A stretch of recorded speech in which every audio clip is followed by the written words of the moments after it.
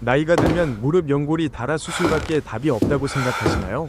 엑스레이가 연골이 거의 남지 않았다고 말할 때 우리는 체념합니다. 하지만 5,000건 이상의 무릎 수술을 집도한 일본의 정형외과 의사 다스미 이치로 박사가 남긴 결론은 충격적입니다. 단지 3개월, 특별한 생활 습관과 정확한 운동만으로 연골이 거의 없는 환자 중에서도 46%가 수술 없이 통증에서 벗어났다는 사실. 문제의 시작은 생각보다 훨씬 앞에 있습니다.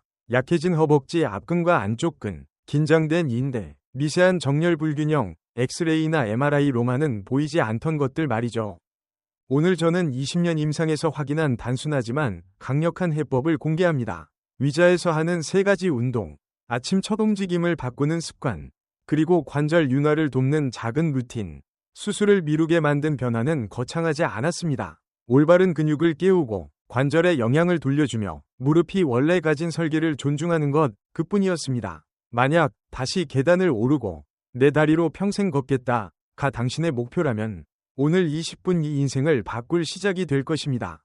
많은 분들이 무릎 엑스레이에서 연골이 닳았습니다 라는 말을 듣는 순간 통증의 원인은 오직 연골이라고 믿고 수술만이 해답이라고 생각합니다. 하지만 실제 임상에서는 통증의 시작점이 훨씬 앞서 나타납니다. 무릎을 지지하는 대퇴사두근과 안쪽 내전근이 약해지고 인대가 늘어나거나 과도하게 긴장하고 다리 정렬이 미세하게 틀어지는 변화가 먼저 옵니다. 이 변화들은 엑스레이나 MRI에 명확히 드러나지 않기 때문에 종종 간과되지만 매일의 걸음마다 관절면의 쏠림 하중을 만들고 결국 연골 마모를 가속합니다. 그래서 같은 정도의 연골 손상이라도 어떤 사람은 거의 아프지 않고 어떤 사람은 심한 통증을 호소하는 차이가 생깁니다.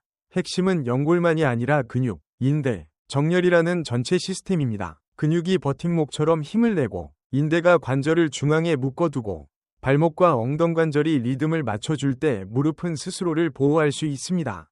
무릎을 문에 비유해보면 이해가 쉽습니다. 경첩이 관절이라면 문틀과 나사를 고정하는 요소가 근육과 인대입니다. 문틀이 튼튼하면 낡은 경첩도 제 기능을 합니다. 반대로 문틀이 흔들리면 새 경첩을 달아도 금방 삐걱거립니다. 임상에서 만난 68세 여성 환자는 엑스레이상 연골이 많이 닳아 있었고 몇 걸음만 걸어도 무릎이 욱신거렸습니다. 그러나 검진해보니 대퇴사두근과 내전근이 거의 작동하지 않았고 일어설 때 무릎이 떨릴 정도로 지지력이 약했습니다. 우리는 수술 대신 12주간 의자에서 하는 직선 다리 들기와 쿠션 조이기, 발목 펌프를 처방했고 3개월 뒤 그는 20에서 30분 산책이 가능해졌습니다. 엑스레이 그림은 달라지지 않았지만 삶의 체감은 완전히 달라졌습니다.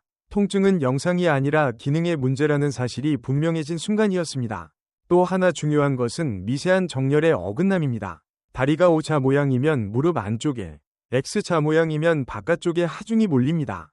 여기에 약해진 내전근이 겹치면 안쪽 연골이 빠르게 닳고 대퇴사두근이 무력하면 계단이나 앉았다 일어설 때 충격 완화가 되지 않습니다. 인대 이완으로 관절이 헐거워지면 걸을 때마다 미세한 비틀림이 생기고 그때마다 관절막과 뼈 아래층이 자극을 받으며 통증 신호를 키웁니다. 이런 요소는 영상에서 잘 보이지 않지만 환자의 걸음걸이와 근력 테스트, 균형 평가에서는 적나라하게 드러납니다. 그래서 좋은 진단은 사진 한 장이 아니라 기능 평가와 병행되어야 합니다. 우리가 연골을 아끼려면 남아있는 연골이 일할 수 있는 환경을 만들어야 합니다.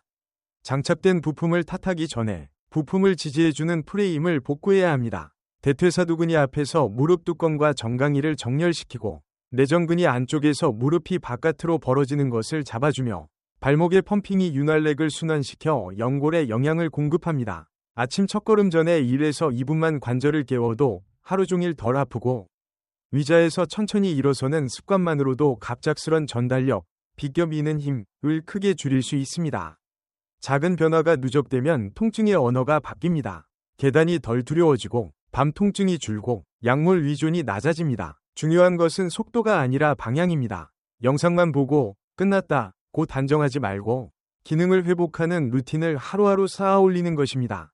마지막으로 기억해야 할 점은 연골은 마찰을 극도로 낮추는 놀라운 조직이지만 혈관이 없어 재생이 어렵다는 사실입니다. 그러므로 전략은 2가지입니다. 남은 연골을 최대한 보호하고 그 위에 걸리는 하중의 패턴을 바꾸는 것입니다. 근육을 키우고 인대를 안정시키고 정렬을 바로잡고 아침과 장시간 좌우의 첫 움직임을 설계하는 것. 이 체계가 갖춰지면 엑스레이가 말하지 못한 변화가 몸에서 시작됩니다. 수술을 미루게 만드는 건 큰 돈이 아니라 올바른 이해와 작은 습관, 그리고 꾸준함입니다. 우리 무릎 관절은 인체에서 가장 정교하게 설계된 구조 중 하나입니다. 두께가 겨우 3에서 5mm에 불과한 연골은 90%가 수분으로 이루어져 있지만 스펀지처럼 충격을 흡수하는 능력은 그 어떤 인공 재료보다도 탁월합니다. 우리가 걷거나 달릴 때마다 연골은 눌렸다가 다시 펴지면서 충격을 분산시켜 뼈가 직접 부딪히는 것을 막아줍니다. 더 놀라운 것은 마찰계수입니다. 인공관절의 마찰계수가 0.3이라면 자연 연골은 0.001에 불과합니다. 무려 300배나 차이가 나는 것이죠. 이는 스케이트장의 얼음보다도 수십 배 미끄러운 표면으로 그 위에 서 있으면 몸이 저절로 움직일 정도입니다. 하지만 연골은 한번 손상되면 재생이 거의 불가능하다는 치명적인 약점을 가지고 있습니다. 연골에는 혈관이 직접 분포하지 않아 주 영양 공급원이 되는 것은 관절을 채우는 윤활렉입니다. 이 윤활렉은 우리가 움직일 때마다 순환하며 연골에 필요한 산소와 영양분을 전달합니다.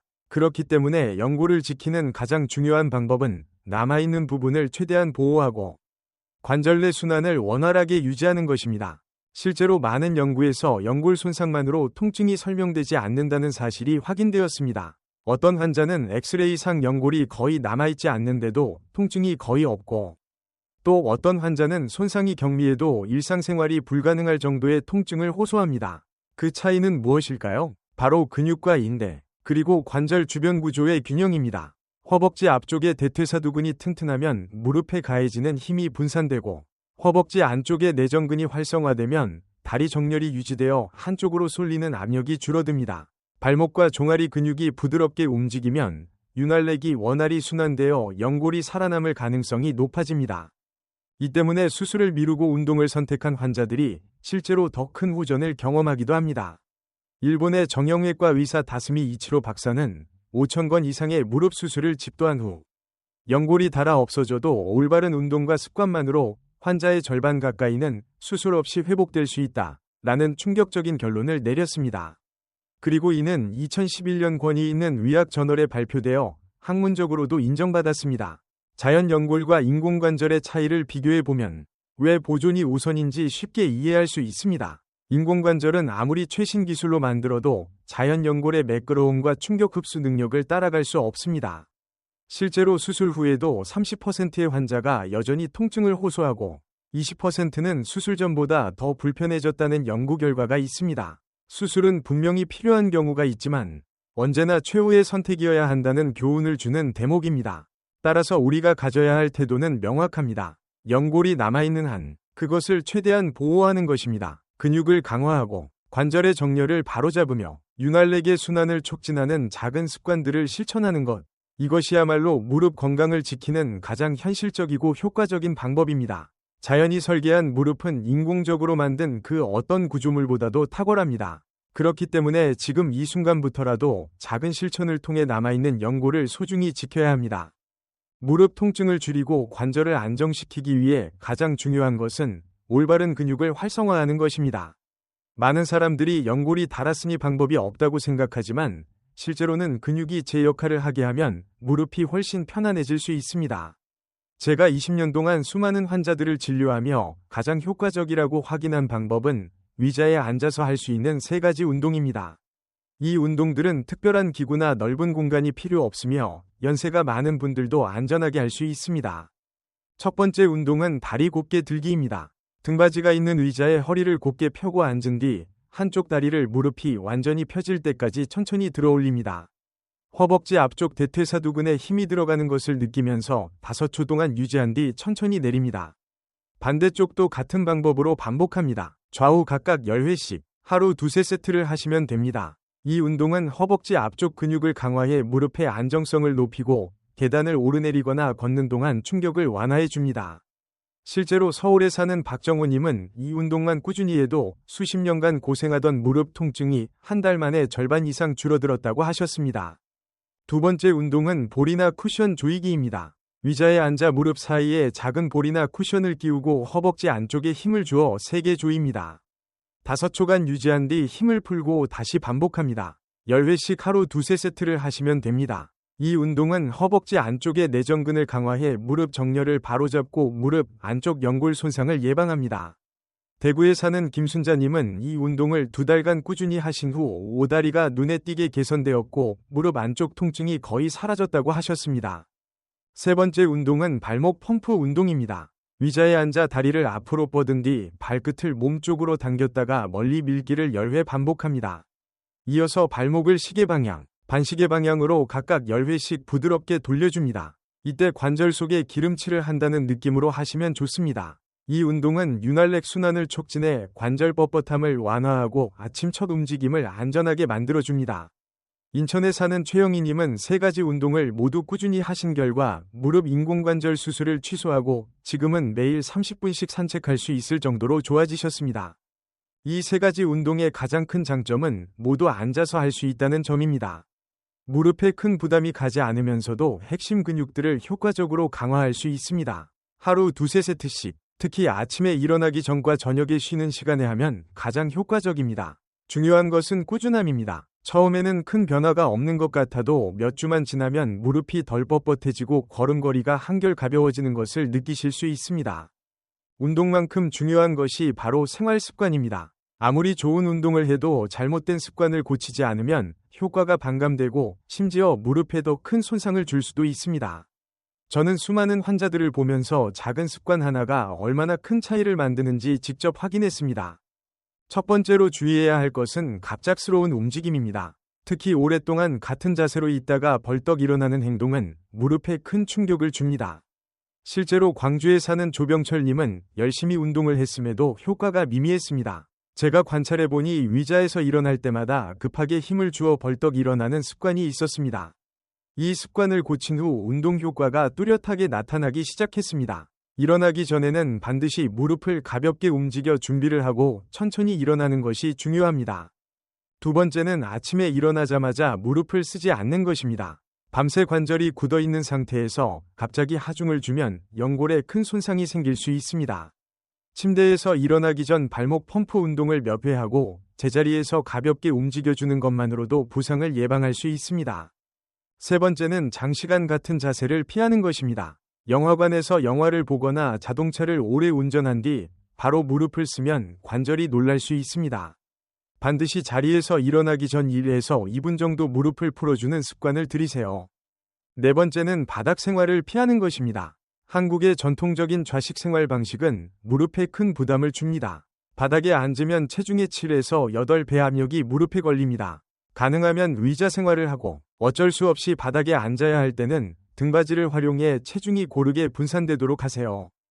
다섯 번째는 무릎을 따뜻하게 유지하는 것입니다. 특히 겨울철에 무릎을 차갑게 두면 혈액순환이 떨어지고 통증이 심해집니다. 무릎을 보온하면 근육과 인대의 긴장이 풀리고 통증이 완화됩니다.